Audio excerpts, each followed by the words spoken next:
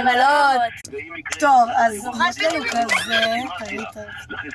יש לנו כזה, חברים, זה כשר, יש פה סימן, שזה כשר, אז הכל בסדר, לא לדאוג. ועכשיו נפתח. יאללה, ביחד. כמה נשאר?